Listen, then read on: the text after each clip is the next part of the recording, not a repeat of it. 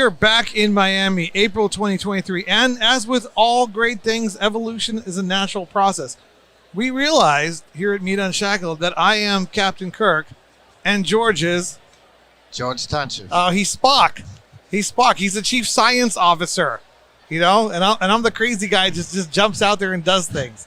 So anyway, he's a fact checker. So back with your hosts, Dimitri and George here at Meat Unshackled. And we, Benzinga's buzzing all day, right, guys? Absolutely, yeah. Yeah, and I'm thrilled to introduce to the audience a couple individuals that we have the pleasure of getting to know live, because I haven't met you guys before. I see everybody wants to talk to you, and you're having all these meetings and stuff.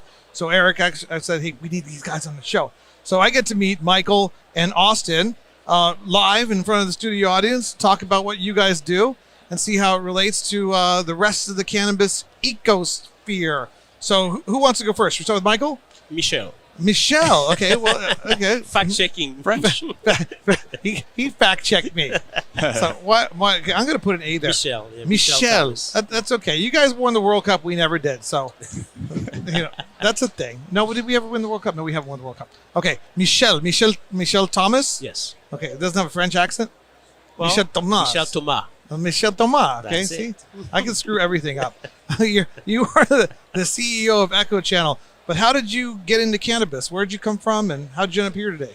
Well, very great question. This is an industry that we are not very familiar with, and so it was having this event here in South Florida, Benzinga. We felt it would be a very, very good opportunity to understand more about the industry, to learn about it, to connect with individuals that are involved in this, and of course, see how it can relate to what we do as a business. And so far, I would say the experience and the relationships, the connectivity have been tremendous. And so this is your first cannabis conference? Correct. But you got to hang with me, man. I've been like 200 the last 10 years. You got to go Spanibus. Yeah. That would be a shocker. So what you guys came here, you didn't know what to expect. What are you seeing?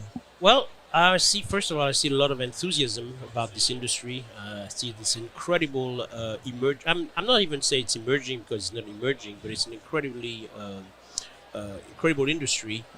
We are in the media space. In the so media to speak, space?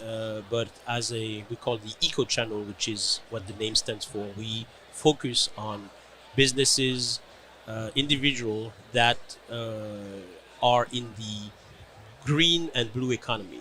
The green and blue economy. That's right. Okay. So everything that we focus on is eco-friendly, sustainable initiatives, and that's what we report on. That's what we that's what we promote.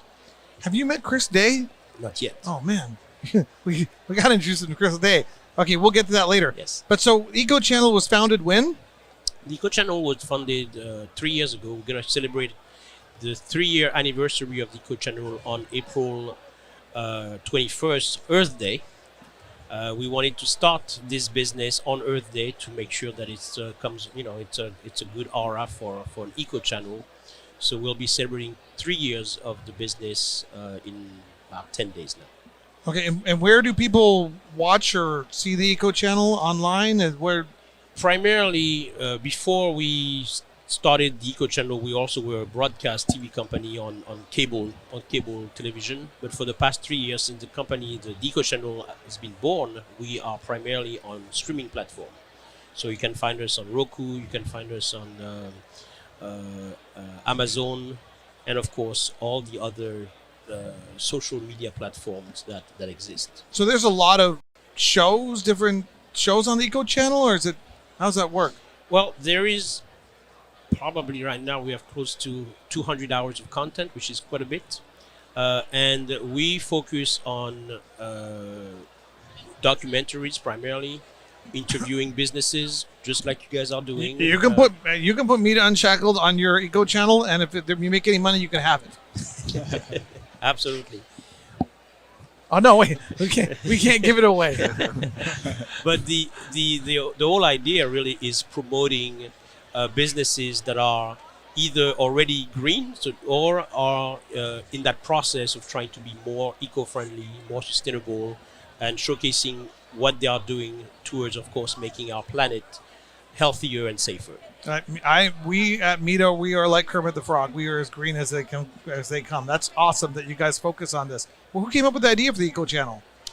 Well, this was interesting because before the Eco Channel, we used to do interviews at major shows like this one, speaking to executive owners, CEOs of major companies, and always asking the question of, what are you doing in your business practices to pollute less, for example? Okay. Or to lower your carbon footprint? Austin, be prepared for that question. And often that question was the reply to that question was either a blank stare at that time. Yeah. Or, let me get back to you. Yeah, no, Austin's going to slam that one. He's got time to prepare. So as we kept putting some of those executives their feet on the fire, it became evident to us that we had a business that we need to pursue, and not only make it an occasional, asking those questions occasionally, but focus 100% on those topics, because by doing so, we are able to move the needle a little bit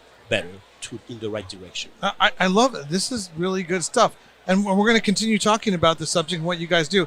I just want to get Austin introduced and into the conversation. Austin Pickering? Yes. Is that that's right? And you're with Amcor. Amcor. Yep. So, what is Amcor, and who are you, and where did you come from, and how long have you been in the cannabis industry? Yeah, so I've been in the cannabis industry for about 2 years now. So we're the largest packaging manufacturer in the entire world. So we're about $15 billion across. And so we have a headquarters over in Switzerland as well as in the U.S. Well, you could ask him if he's green. Packaging company. Yeah, packaging you don't have to company. answer that yet. He's got a question for you in a second. Absolutely. Sorry, but you're the largest packaging company. Yep. So we recognized that there was a gap in the cannabis space for packaging as a whole. And so we entered the market about 2 years ago and recognized that there was a need for sustainable packaging alternatives. Oh, look at that. So specifically the glass containers. Everybody loves to have their glass containers they can see through in the packaging and the weed and whatnot. So we came into the market and said, hey, you know what? We want to provide a solution that is recycle ready. Our company was one of the first, or we were the first manufacturer to have a sustainable pledge to have all products recyclable or reusable by 2025. Nice.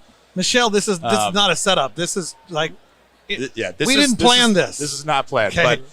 But yeah, so I mean, we're already 70% of the way there with all of our products. We're primarily in the space for pouches, sachets, other products you use on a common basis. So I'm sure you guys are familiar with brands like Chick-fil-A, Capri Sun, stuff like that. So we work with a lot of top name brands, and our whole goal is to basically reduce the overall packaging footprint.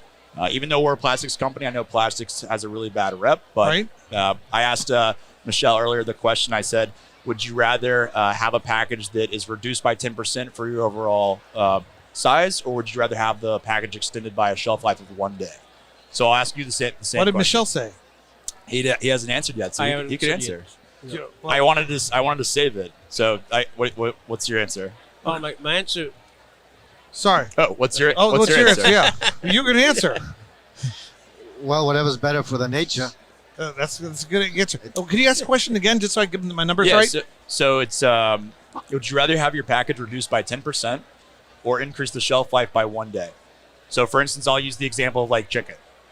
So if you go to the store and you buy a package of chicken, would you rather have it reduce the overall packaging by 10% or increase the shelf life of that product by 1 extra day in your refrigerator? There's a right answer to this, There's right? a right answer. Okay, so let's go ahead and guess. Are you 10% or 1 day? Well, now it depends of the product. If you have a chicken, then chicken is better. But if you have a weed, so it's not gonna stay 1 day extra. People buying it the same day. If it's a good one. If it stays the second day, why do you care? So nature is better. So 1 day. You're saying 1 day, right? 10% or 1 day? Oh, so you're saying reduce the packaging By 10%? Correct. Okay, reduce the packaging. You would reduce the packaging or increase life? Well, I'm into actually extending the shelf life. Okay. I'm going to go with extending shelf life too. Extending the shelf life is correct because ultimately your You're overall a scientist, bro. Come on. Yeah, what's going on over there? You got the PhD in physics. So your overall ecological footprint is drastically reduced by increasing the shelf life by 1 day. So the thing that people don't think about is for packaging, they always think plastic. They want to go smaller and they want to reduce consumption. The problem is we live in a world now where plastic is very common. It's not going to go away. So it's going to continue to get used, but we want to make the product better. So, we recognize for like weed, for instance, you want to have a package that has like oxygen barrier, moisture. So we talk about some packaging. I use the chicken as an example. If we were able to extend the shelf life of weed, your overall carbon footprint for the consumption of water usage and whatnot is drastically reduced. So, for instance, I have an example here. We have an asset analysis report on any of our products, so we can do a comparison. I'll cheat with the numbers real quick. Go ahead. But so a Calyx like 1/8 ounce PP container that's a 4x6x2 versus the one of these pouches and whatnot, you get a 94% reduction in overall non-renewable energy use. You have a 92% reduction in your overall carbon footprint, and you have an 88% reduction in overall water consumption just to create that product. So people talk about how glass is recyclable. It's a great product to have. It is by all means, but your consumption of that product and then giving it to the recycling company to break that back down and reproduce is a much larger footprint than using a piece of plastic like this. Did you guys didn't know each other before this show? We did not. No. What do you think of this guy? Well, it's actually... this is like exactly what, Well, we just bumped into each other, and he mentioned sustainability, and we just happened to start talking about sustainability I love in the space. Benzinga for that. That's networking at Benzinga is, you meet great people like yourselves, and it's a really good conference. So I'd like to hear Michelle's perspective on what they're doing and how they're operating their company and stuff. Well, I love it, of course. I love the fact that now this sustainability discussion and eco-friendly is no longer something that is an add-on. It's becoming an integral part of every single business. Yes, absolutely. And because it's not a fad, it's something that we have to do. But also, I'm very conscious that this is incremental. So we are not going to be able to solve those issues within a week or two, or it's just something that's going to take at least a decade or probably a couple of decades, because our way of life and what made us rich as the Western world has been almost exclusively comes from petroleum products, essentially. I mean, every chair, every whatever you can think, even the hospital, the tubes. I mean, everything that we touch nowadays has some type of plastic derivatives. So in order for us to move forward, we cannot eliminate it drastically overnight. It's just impossible.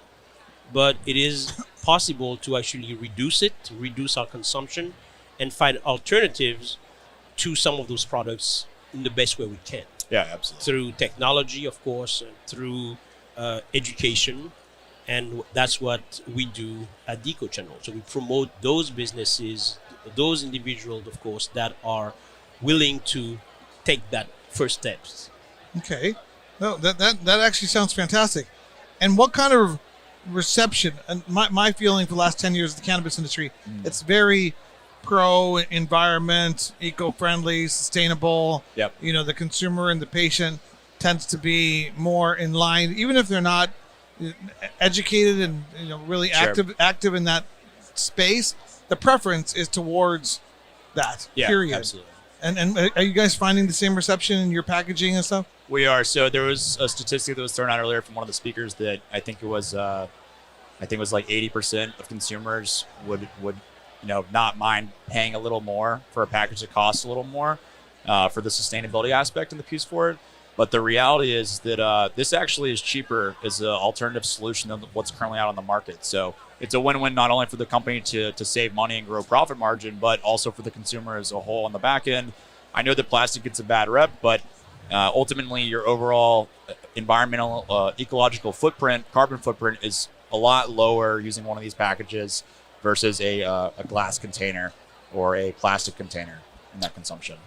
And so Amcor was a packaging company prior to cannabis. That's correct. Yeah. And how big? I knew nothing about packaging prior to entering into the cannabis space. Absolutely. I never paid attention to it. I never cared. Yeah. But now I've met so many people and so many different. My breadth of knowledge and experience in the cannabis space is incredible now. So I've learned a little bit more about packaging.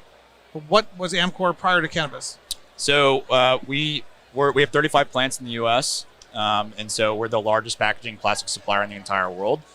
We produce common products like I have a packet on me right now. So this is a product that we do right here. So if you guys consume anything that's in a sachet, one of the formats that I was talking with somebody else here earlier that does an oil, I said, hey, why can't we do cannabis oil in a sachet like that for a single drink serving? Because one of the things is with like cans, for instance, right, with cannabis, is that you have to hold on to that product.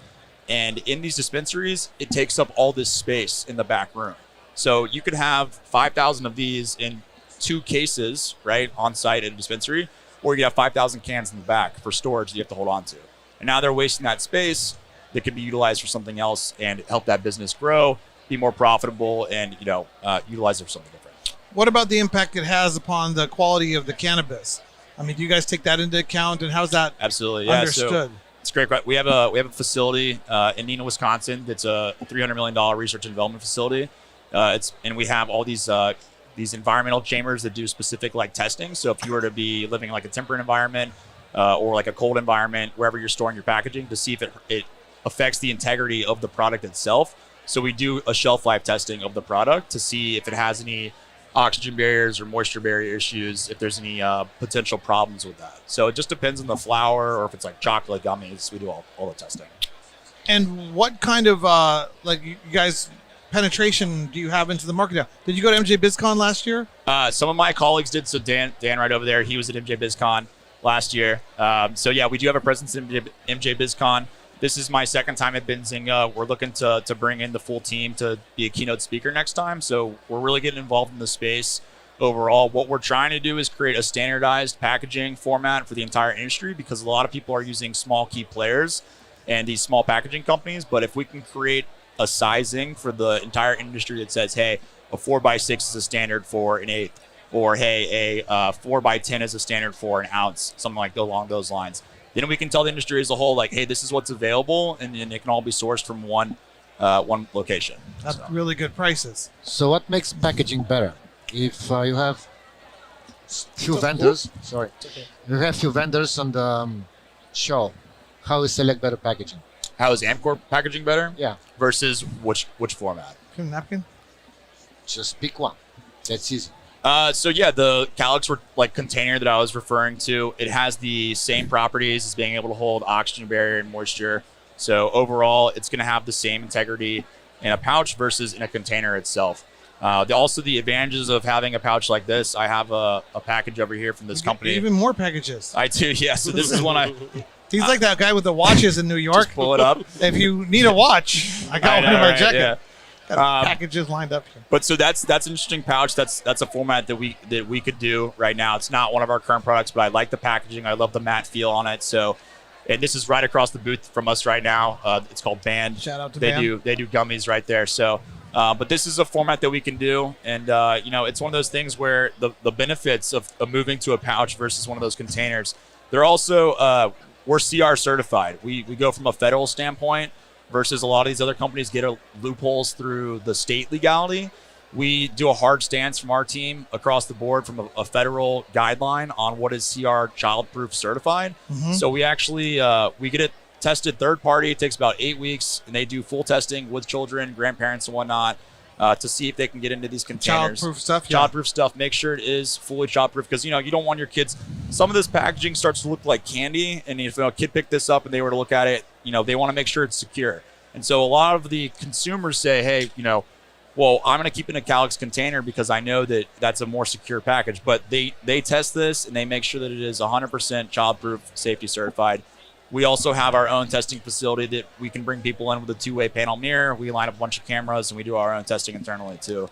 Do the same thing. You guys, here come the big dogs, George. Yeah. So I mean, to be honest, I guess a little bit, it's like, we would, I guess it's like Coca-Cola kind of coming in and saying, hey, like we want to step into the drink space for cannabis in a way, right? But it's like we're saying, hey, packaging is here, and we want to help the community and be green about it. And I know that plastic, like I mentioned, gets a bad rep, but the overall the footprint is much less than what people think. So what's going to happen to all these small cannabis-related packaging companies with a good book of business? Are they going to go out of business? You guys going to buy them out? No, so we're actually we're looking at pieces of business like right now, like machine partners, to make it more sustainable and friendly versus like creating a pouch, because the process to create a pouch is a lot harder versus creating roll stock film. So we're trying to utilize partners, partner with machine companies, come to growers and other spaces like True Leaf and stuff, and say, hey, like we want to get you in contact and network people we know in the industry, because we do all different formats, like I was saying earlier, like, Go-Gurt, Capri Sun, Lunchable, stuff like that, Chick-fil-A, McDonald's, Pepsi, all that kind of stuff. So it's like we have such a broad range of products that we do now in the consumer space, but now we're in cannabis. Wow. Thought about biodegradable packages and how that impacts the whole... Absolutely, yeah. Yeah, so biodegradable, it's, the only problem with the U.S. that we see right now is the structure of being able to recycle versus Europe. So our network in the U.S. to be able to recycle isn't as up to date as it is in Europe for our recycle capabilities. So we're creating the structures now to be recycle ready for when the facilities in the U.S. are built out to break that material down. Michelle, this guy says all the right things. Yes, because I'm here. Okay. I like that. See, we're keeping an eye on you. Right. No, that's good that we brought you on the show, I told Michelle. him, from a sustainability standpoint, and you mentioned education was important. And with your business, it's really key to teach the consumer and the companies that are out there, about the sustainable products and whatnot, and what the actual facts are about, Absolutely. what you purchase. So. Absolutely. How many clients in the cannabis space do you have right now? Like, do you think? We currently have 3 right now in the cannabis space. As mentioned, we just came into the cannabis space a couple of years ago, and we're really just starting to pick up. I'd say this year specifically, we have a drive to grow and have a bigger, broad base in the market by the end of the year. Yeah, you let me know. I can introduce you to a lot of people. I mean, absolutely, you guys, yeah. That's what Benzing is all about: networking, connecting, meeting people. Yeah, our database at Meta is thousands of individuals in the cannabis space. Absolutely. Our emails go out to 35,000 individuals. We have an open rate of between 10 and the highest ever we have is 49%. But 10, 15,000 people open each email. We are all cannabis industry professionals. We network throughout almost every single conference and stuff. Mm-hmm. So we like helping promote businesses, promote ideas, promote individuals that people should get to know. Absolutely. So, wow, Austin, I'm blown away by the quality of your company, your mission, your goals, and your approach. And I look forward to your success. Can you guys also, I know there's a big made in the USA thing, and I'm a USA. If you don't love it when you say it 3 times, get the fuck out kind of guy. I am that guy. But packaging can be made anywhere in the world. That's true. So how do you domestically sourced and produced blow to order for your clients? So basically, if someone comes in, they say we want 50,000 pouches. We source the raw material. We have our own facilities in the U.S. As mentioned, 35 plants all across. We source the pellets and the resin. It goes into like a turbine. It melts down at like different temperatures. You can have 7 different layers come in. It'll shoot up into a nice little bubble. It'll go about 5 stories high, splits at the top, gets spun into spools on some rolls. And then from there, that's just part of the manufacturing process. But all produced in the U.S. We have 15 plants, specifically in Wisconsin, and then spread from coast to coast as well. And my guess is it's more sustainable to produce in the United States than it is and environmentally friendly and stuff than it is like China or absolutely, because the regulations in the U.S. are very strict compared to overseas. It's very loose. So you probably know a lot about that subject. I mean, I'd be interested to ask you, Michelle. Have you gone overseas to see a lot of packaging in other areas? No, I have not. Okay. No, I have not. What kind of companies do you guys deal with mostly on the eco channel? What do you? Well, we actually don't deal with companies. We deal with industries. So we actually work with probably most industries that are, from finance, energy, transportation, food, fashion. That's basically, we work with various, industries, and so we don't sell product, of course, like Richard does, but we work with various industries, of course, that are committing or trying to commit to be more green, to be more sustainable. And we partner, of course, with lots of organizations whose mission is going in the same direction. Excellent. So that's really our goal. And of course, part of the goal is companies like Richard, if they decide to work with us or promote or advertise with us, our job is also to keep them accountable and make sure that the promise they make in 2023 will be kept in 2033. Yeah, absolutely. So it's part of staying on course with the mission and the purpose. And that's really what we try to do with all the various businesses that we come across or we promote. Excellent. Well, how do people get in touch with you guys? What's the best way? LinkedIn, Instagram, website, email? Yep. Amcor.com. We have an area on there you can fill out some information if you want to request, more pouching information like these products right here. And then also, my name is Austin Pickering, but you can find me on LinkedIn at Richard Pickering. And just connect, shoot me a note, and happy to, get any information or insight or network in general, just to answer any questions anybody may have. So. Yeah, for Sam with us, we have a website which is the Eco Channel, theecochannel.com. We're on LinkedIn, the Eco Channel, YouTube, the Eco Channel, Instagram, the Eco Channel. It's all the Eco Channel everywhere. And we're also actually celebrating our 3-year anniversary in about 10 days. Excellent. On April 21st, which is a yearly gathering of CEOs, business executives, C-suite executives who actually come to connect, network, talk about, of course, their latest innovation, their latest project in that eco configuration. And who do you want from the cannabis industry and what you've seen so far to reach out to you? Primarily, again, we don't have a specific client, but we are really targeting businesses that are committing or ready to commit to becoming much more sustainable, even though they may not be sustainable yet fully, but if they have that inclination to be more sustainable, this is definitely the type of business we want to connect with.